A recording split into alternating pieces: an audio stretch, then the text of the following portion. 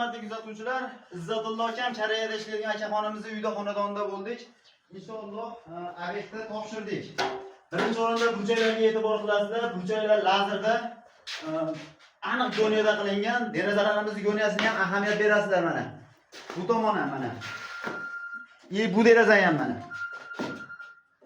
Hamma yo'q inshaalloh behijolat goniyada. Uyimizni razmeriga keladigan bo'lsak, e'tibor berib turasizlar mana. Lazer metr yordamida o'lchanadi. Operator yaqinroq olib kelasiz mana. 359, 359. 4 juda kichkina millimetr farq qilyapti. Ko'rishlaring mumkin. Xohlagan joyga qo'yib ko'rsataveramiz. Ba'zi bir kuzatuvchilar aytish mumkin, dual tekis tomoniga qo'yib ko'rsatyapti deb. Operator bu tomonga olib keling. Operator tezroq bu tomonga olib keling mana. Dalimizni ham ko'rsataveramiz.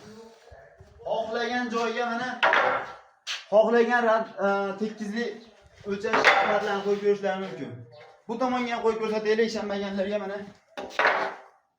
Bu xonamizga ham kiramiz operator. Tezlashtirilgan kadr qo'yamiz bu yog'iga.